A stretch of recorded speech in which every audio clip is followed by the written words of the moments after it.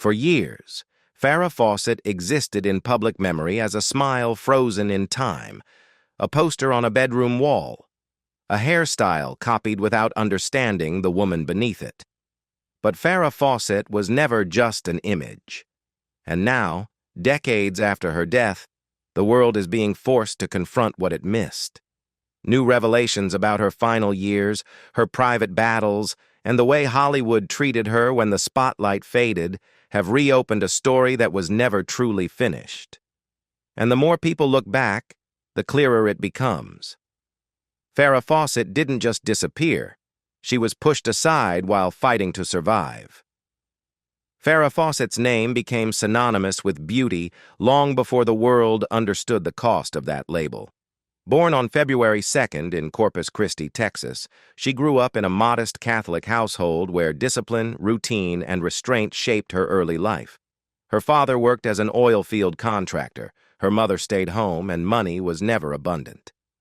But from an early age, Farrah showed something different, a creative intensity that set her apart. She won local art contests as a child, sculpted with unusual precision, and carried a seriousness that didn't match her age. By the time she reached high school, her beauty became impossible to ignore. At W.B. Ray High School, she was voted most beautiful every single year, a rare distinction that followed her into adulthood. Yet teachers and classmates also noted her focus and discipline. She wasn't careless with her attention. She carried it quietly, almost cautiously, as if aware that admiration could turn into something else. When she arrived at the University of Texas at Austin, Farrah initially chose microbiology, signaling a future far removed from Hollywood. But her path shifted when sculptor Charles Umlauf recognized her artistic instinct and became her mentor. She changed her major to sculpture, lived at Mayfair House, joined the Delta Delta Delta sorority, and built a reputation as someone both admired and approachable. Her peers described her as humble, grounded, and generous with her time. Then came the moment that changed everything. A Hollywood agent saw her photograph and began pressuring her to consider acting and modeling. In the summer, with hesitation from her parents, Farrah left Texas for Los Angeles. Within 2 weeks, she signed a contract with Screen Gems, earning $350 a week filming television commercials. It was a stunning rise, not built on ambition alone, but on timing, beauty, and an industry eager to shape her into something marketable. What followed was not opportunity, it was branding. The moment that sealed Farrah Fawcett's place in history didn't come from a film or a television performance. It came from a single photograph. The red swimsuit poster changed everything, not only for her career, but for the way the world would treat her from that point forward. The photo was taken quietly, not on a studio lot, but at her own home. There was no production crew, no glamour machine. Farrah did her own hair and makeup. She chose the swimsuit herself, a simple red one-piece, partly to hide a childhood scar on her stomach. The backdrop was modest, a Mexican blanket, natural light, nothing elaborate. What emerged was an image that exploded across American culture. More than 12 million copies were sold. It became the best-selling poster in history. Dorm rooms, garages, lockers, and bedrooms across the country displayed her image. While companies made millions, Farrah earned roughly $400,000 from the poster, more than she made from an entire season of network television. The image made her iconic, but it also locked her inside a single narrative. She was no longer introduced as an actress or artist. She became a symbol. That same year, she appeared on television as Jill Monroe in Charlie's Angels. The show premiered in September and instantly dominated ratings. Critics mocked it as shallow entertainment, but audiences couldn't look away. Farrah became the face of the series almost overnight. Her feathered hairstyle swept through salons, changing beauty trends worldwide. Women everywhere asked for the Farrah, turning her look into an industry of its own. Yet behind the success, the reality was brutal. She worked exhausting hours, often filming 18-hour days. Despite being the most recognizable star on the show, she was paid only $5,000 per episode. Her co-stars earned more. Merchandise flooded the market: dolls, lunchboxes, board games, but Farrah received only a 2% cut. When she asked for fairer compensation and greater creative input, she was told no. She didn't just want money, she wanted depth. She wanted Jill Monroe to be smarter, more complex, less decorative. The producers wanted her image, not her voice. At home, the pressure deepened. Her marriage to Lee Majors was strained by jealousy and control as her fame eclipsed his. The success that should have empowered her instead made her feel trapped. When Farrah decided to leave the show after one season, Hollywood reacted with shock and punishment. She walked away from a contract worth millions because she believed staying would erase her as an artist. The studio sued her for breach of contract, demanding millions in damages. The legal battle became public and ugly. Though it eventually settled, the message was clear. Challenging power came with consequences.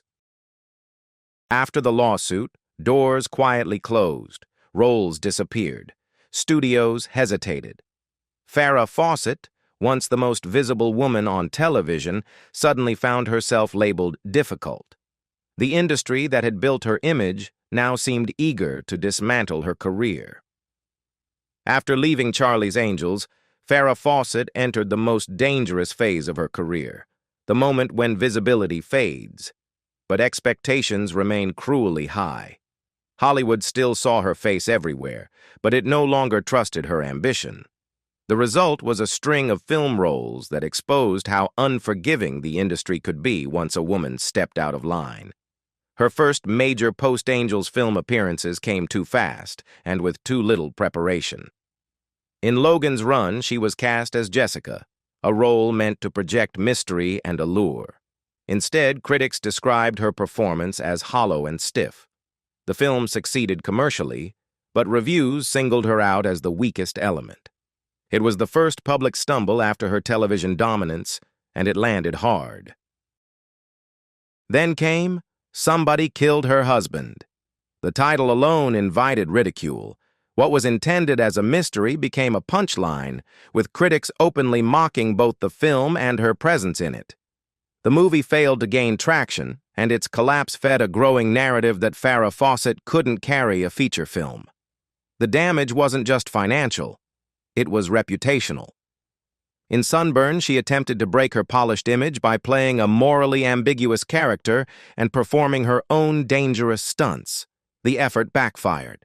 The film failed. The nudity drew criticism rather than respect, and she later admitted regret over choices made under pressure.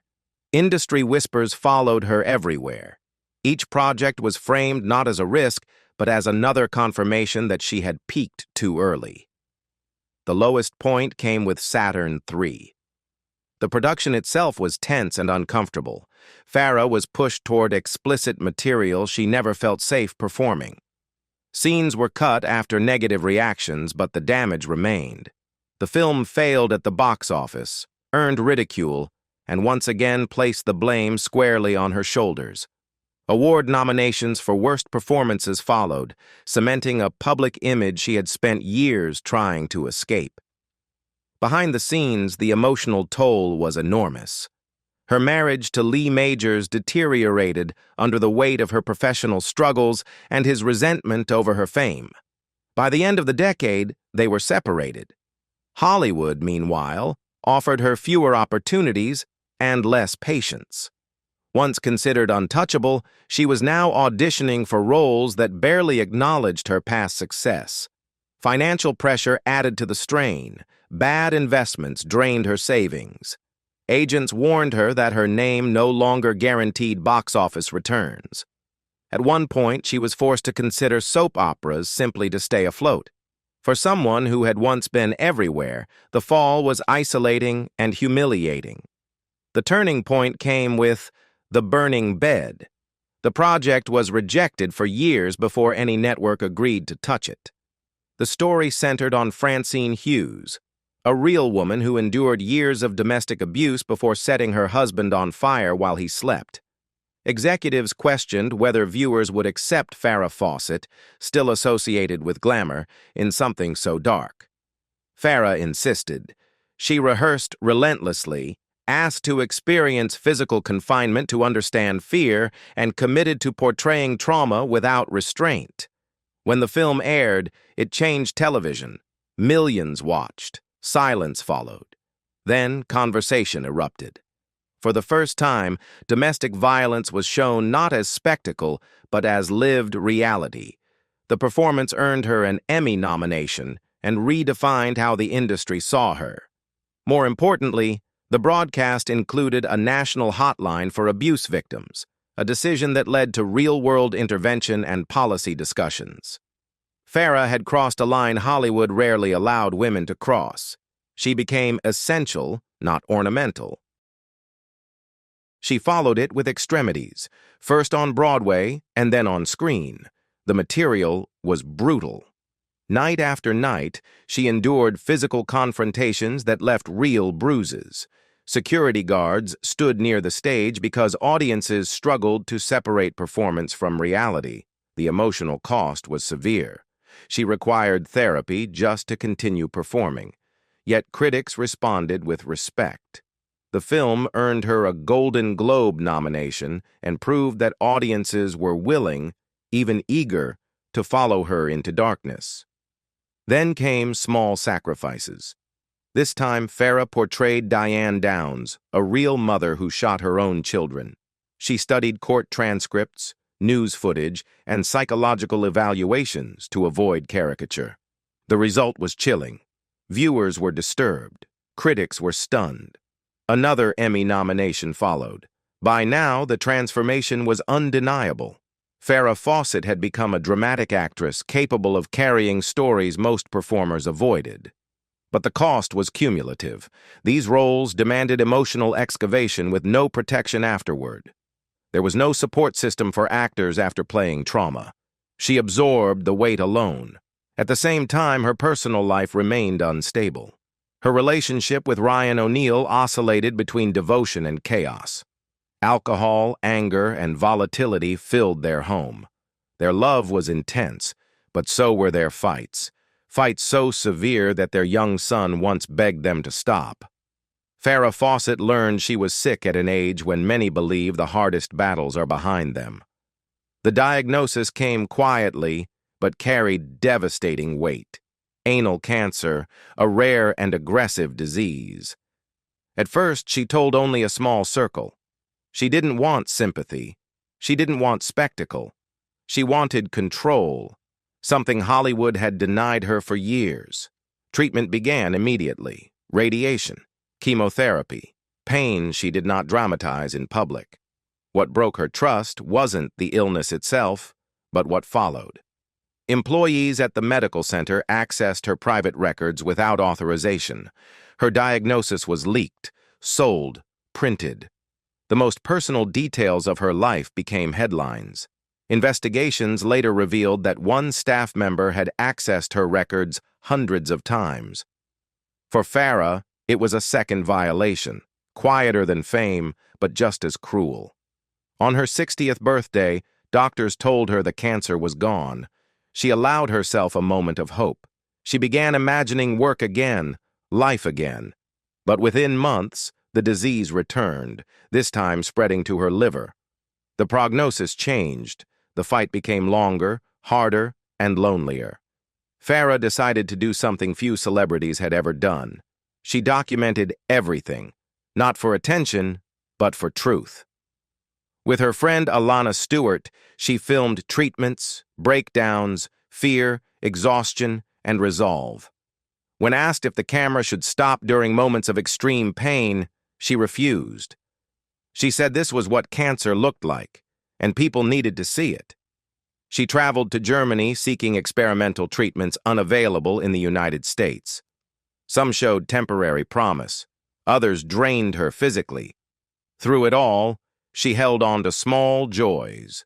laughter with friends, shared meals, quiet moments of connection. When her hair began to fall out, the symbol of her fame disappearing strand by strand, she made a deliberate choice. She shaved her own head, not as surrender, but as control. Her oncologist later said it was the difference between being a victim and being a participant. Farrah Fawcett died in the morning, surrounded by the people who never left. Her last word was her son's name. For a long time after her death, Farrah Fawcett was remembered selectively. The smile, the hair, the poster. The legend was easier to consume than the truth. But time has a way of reopening stories that were never properly told. Years after she was gone, the impact of her final choices began to surface. The Farrah Fawcett Foundation, created before her death, grew quietly into a force that reflected who she really was. It focused on cancer patients who couldn't afford the kind of care she received. Families struggling with travel, lodging, and treatment costs found help where none existed before. Her foundation didn't chase headlines. It followed need. The work expanded into research, particularly HPV-related cancers, the same category that claimed her life. Funding went towards studies that offered hope to patients with limited options. Awareness campaigns reached communities that had never been properly informed. Long after her voice was gone, her decisions were still saving lives. Then something unexpected happened. In recent years, previously private details began resurfacing.